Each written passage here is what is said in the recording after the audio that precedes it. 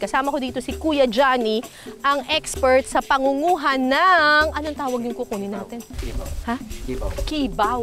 Kibaw. So itong kibaw ay nakukuha dito sa mga bakawan. Ang mga bakawan or mangroves, isa sa mga importanteng bahagi ng ecosystem natin kasi ang daming benefits nito bukod sa nakakatulong siya para hindi pumasok yung typhoon or ma-block yung typhoon.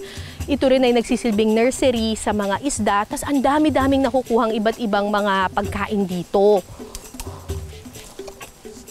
Katulad ng kibaw. Ang kibaw o mangrove clams ay karaniwang lumalaki ng hanggang 3 to 4 inches at tumitimbang ng 180 to 190 grams. Importante ang mga kibaw dahil tumutulong itong magsala ng tubig sa bakawan. Ganyan ang kukunin natin. Nakakita na ako ng ganito. Okay, so ganito yung kukunin natin. Ito yung tinatawag nilang kibaw na nakabaon sa ilalim ng putik ng mga bakawan. Ang problema natin, hindi natin siya nakikita ngayon. Kailangan natin siyang hukayin, pero saan natin siya huhukayin? Sabi ni Kuya Johnny, pag ginanon-ganon mo daw yung pag ginalaw-galaw mo daw yung yung lupa, maririnig mo sila? Katulad yan, ma'am. Yan na. Nakatunog. Ayan. Yan na siya. Ito na po siya. Maliit. So lahat yan gaganon-ganonin natin para makahanap tayo. Wala man lang pala tandaan. Lahat talaga gaganyanin natin.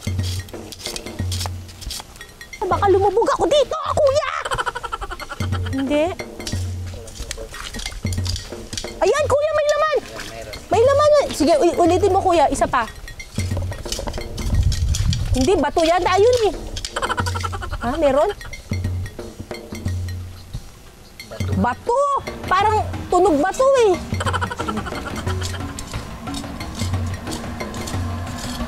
Wala. Ay, ito, ang laki! Ayan, ang laki! Ang hirap naman kunin itong kibaw na to. Ayun!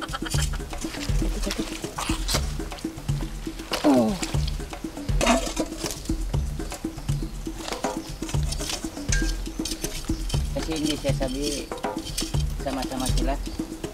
Sama-sama ba sila? Ayan, yan, isa pa. Ayan, nag-ihi. Umihi. Nagano ng tubig nito.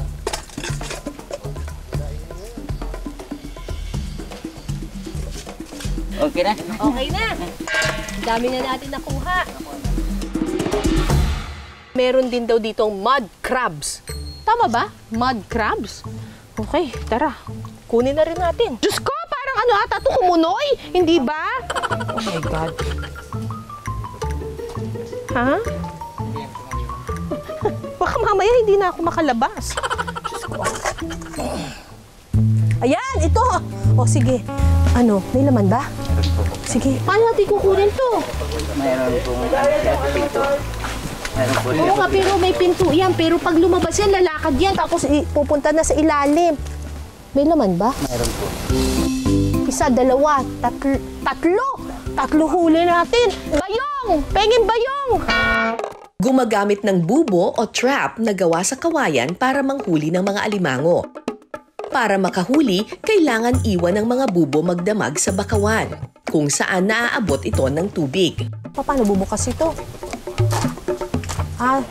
Tapos dito siya itataktak? Itaktak natin sa balde. Ayan, nahulog na isa. Kumakapit pa. Ayaw magpahuli. Ito, isa. Paano ba ito? Kagating ka, ma'am. Kakagatin mo? Kakagat siya. Teka, kuya, huwag mo patayin. Nakakapit eh. Mas malaki ang alimango o mud crabs kumpara sa alimasag na nahuhuli naman sa dagat. Mas makapal din ang shell nito at mas malaki ang sipit. Sa piraso lang ang huli nito. Harap. May mga gumagapang sa pang.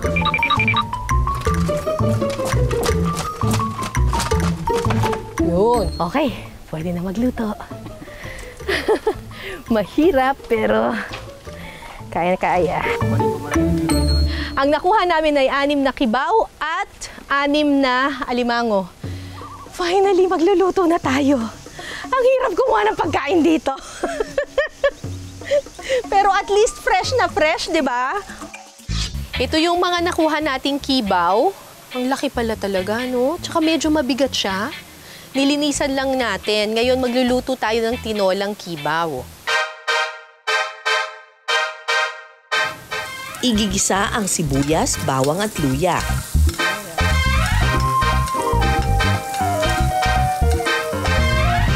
Sunod na igigisa ang nalinisang kibaw. Yan. Lagyan natin ng konting tubig kasi siya ay magpupa.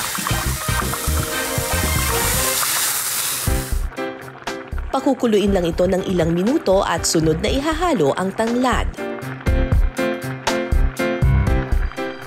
Ano to, hihintayin natin siyang bumuka ng konti. Oo, bumuka ng konti yan. Oo.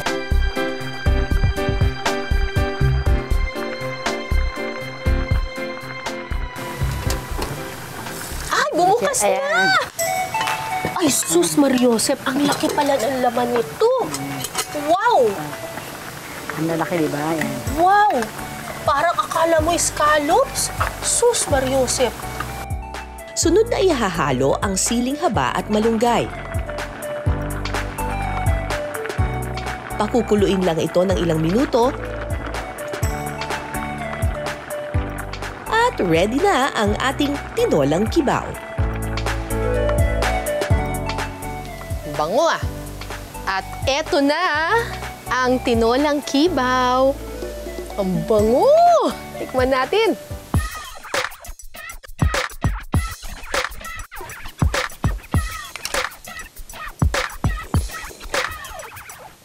Sarap ng sabaw. Tikman nga natin yung kibaw. Mismo. Ito siya.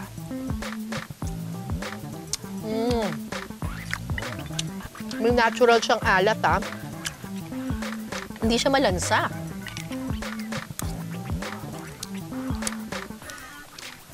Saktong-sakto lang yung lasa niya. Sunod naman nating iluluto ang alimango o mud crabs. Nakatikim na ba kayo ng sinigang na alimango? Dito sa Palawan, yan ang kanilang specialty. Tapos, imbis na sampalok ang pampaasim, ang ginagamit nila ay yung kanilang native na mangga. Ano kaya ang lasa nito? Kakaiba, ha? Sa kumukulong tubig, una munang ihahalo ang sipuna o ang native na mangga ng mga taga-Coron. Nagsisinagang talaga dito. Ganyan talaga ang ginagamit. Opo. Yan ang aming protein season. So, yan ang madalas. Mas paborito namin to yung yung mangga, sipuna. Nilinisan namin. Sunod na ilalagay ang alimango, sibuyas, kamatis at labanos. Tatakpan ito at pakukuluin sa loob ng 5 minuto. Kapag kumulo na, Ito na ata. Yan, tapos ilagay na natin yung pwede nang ihalo ang asin, okra, talong at siling haba. tapos isunod na rin natin ang kangkong. Ilalagay na rin po ito. Ayan.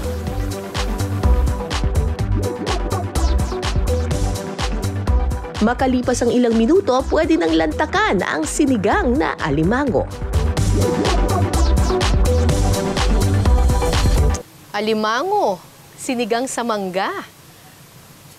Ang bango, ha? Tikman na natin to.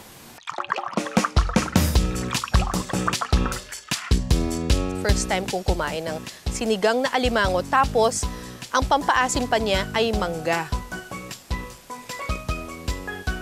Uy, maasim din. Ang sarap ng ng sabaw. Pero masarap yung pagkakaasim niya. Maasim siya pero very fruity. Hindi siya yung maasim na parang, nagaganon ka. Saktong-sakto yung asim. Panalo, okay pala yung mangga dito, ha? Tsaka may laman. Oh my gosh, look at that. Tingnan mo naman yung aligin yan. Sarap. Panalo. Naku, napaka-fresh. Pwede palang isigang ang alimango. Oh, tingnan nyo naman. Sarap. Pak, ubos!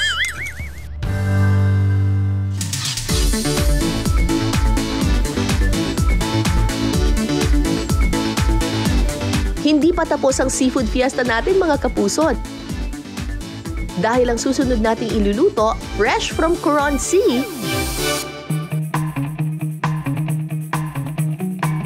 lobsters. Mayaman sa marine ecosystem ang Coron. Kaya naman isa ang lobster farming sa pangunahing industriya rito. Dalawang recipe ang gagawin natin ngayon. Salt and pepper lobster, Yes, ma'am. care of Chef Mark. At saka steamed lobster with Butter garlic sauce. butter and garlic, care of Chef Chris.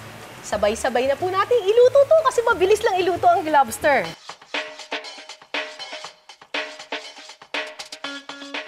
Ay, buhay pa ba yan? Diyos Buhay ko, pa, ma'am. hinahawakan ko kanina. Pwes ma'am, Ano ngayon ba? mapapatulogin natin siya. Papatulugin? Yes, tubig with- Teka, paano hahawakan dito? Ito, pipisilin ko yung mata. Yeah. Ay, Diyos ko, oh my God, buhay siya talaga. Siguro sa sobrang- Kahit ako rin naman, pag pinisil mo yung mata ko, maiirita rin ako, Di ba, no? ibalay mo, papatulogin Tas pa natin siya. papatulugin Para hindi natin siya dito. hindi masyadong masakit. Kapag napatulog na ang lobster, hihiwain ito sa gitna Lagyan natin kayo ng salt. at lalagyan ng cornstarch. At saka ipiprito. So habang piniprito ni Chef Chris yung lobster, gagawa naman kami ni Chef Mark ng sauce. Igigisa muna ang bawang, red at green bell pepper, siling labuyo, siling haba, at paminta. Saka ihahalo ang sibuyas. Titimplahan ng chili garlic paste, asukal, at butter. Kapag naprito na ang lobster, pwede na itong ihalo sa sauce. Maya-maya pa, ready na for plating ang ating salt and pepper lobster.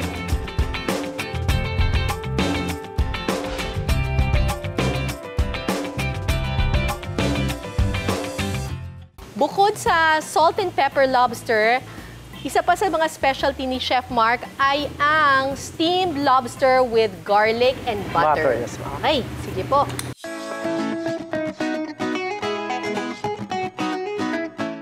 Ganun. Isi-steam na sila.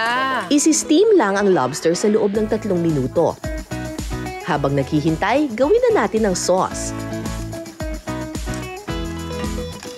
Paghahaluin lang ang butter, bawang, paminta, at asukal.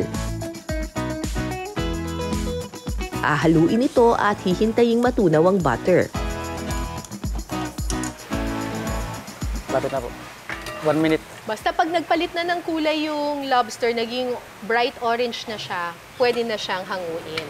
Wag na wag ninyong i-overcook ang lobster kasi matitigas siya talaga. Ayan, pwede na po yun, ma'am. Kapag luto na ang lobster, hiwain ito sa gitna at ready na for plating. Sunod na ilagay ang sauce bilang toppings at pwede nang tikman ang steamed lobster with garlic and butter.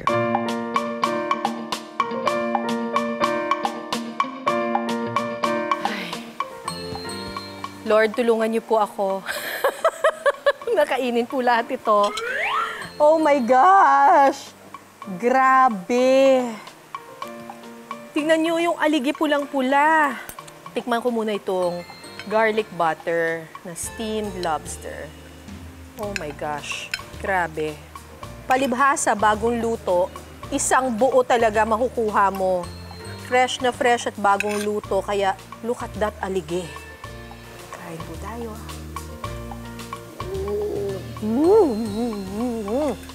Dito tayo sa medyo mas maanghang. Itong pepper lobster. Hindi naman siya maanghang, ha?